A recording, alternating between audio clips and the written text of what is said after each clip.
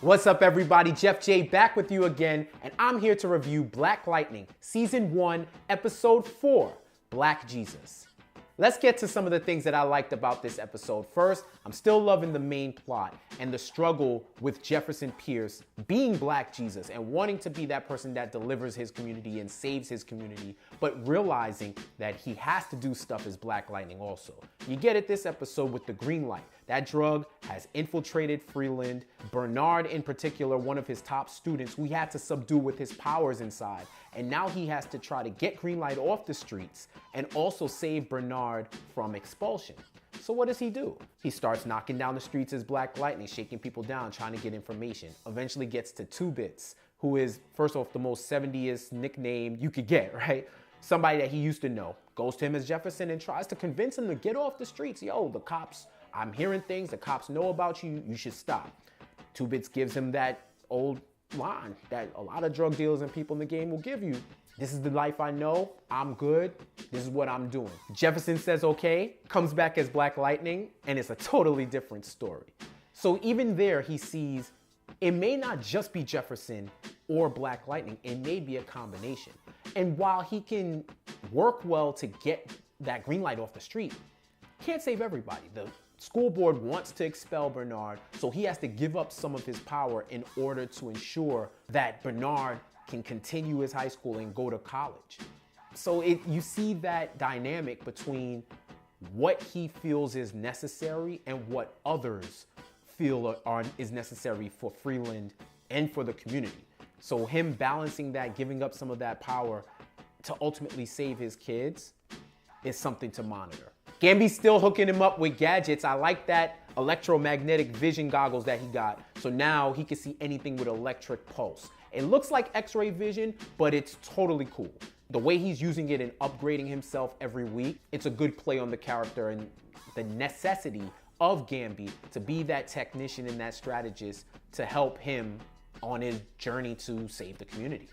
I like the comedy that they inject and the Black parent moments every week that I see on this show. Loved when Bernard was being asked about the drugs and he's like, yeah, Mr. Pierce, you know I ain't no snitch. And his father's like, yes, you are. You better tell him, like, boy, I ain't losing you and your schooling for some damn drugs. So there's those little dialogue lines that they interject that resonate with me every week. And also Two Bits, knowing that he's gonna get knocked out by Black Lightning and eventually calling the cops.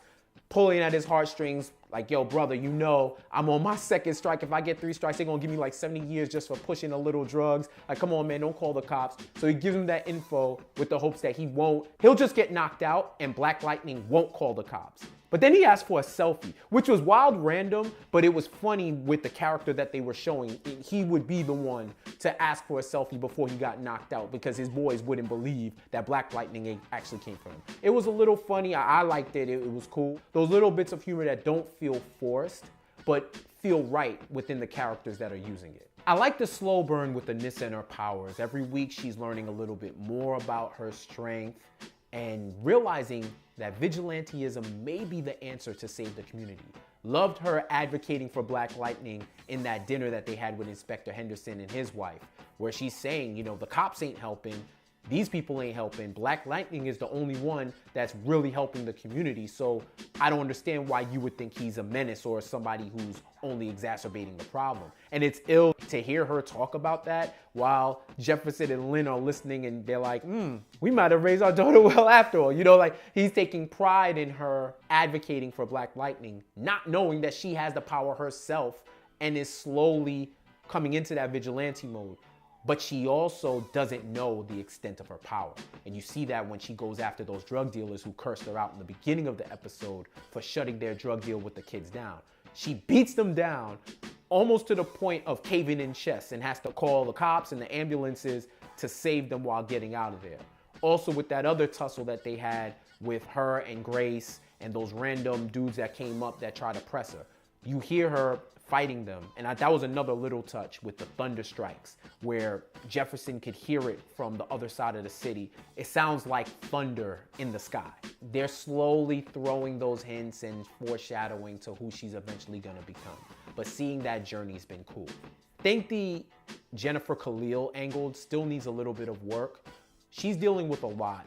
Wants to give up track, got kidnapped, and now it's confirmed that her boyfriend's gonna be paralyzed for life. But don't really want her to only focus on him because you got school and everything else going on.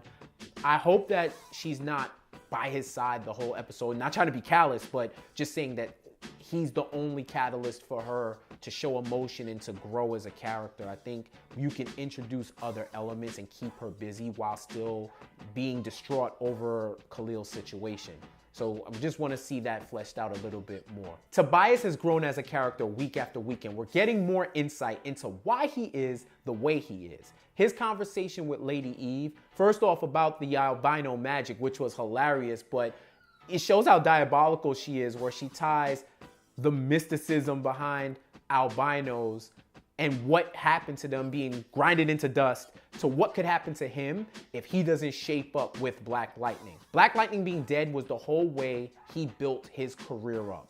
And now that he's alive, he's looking a little funny in the light. So now he has to do everything in his power to kill Black Lightning and restore the confidence in Lady Eve and her partner so that he doesn't end up the same way.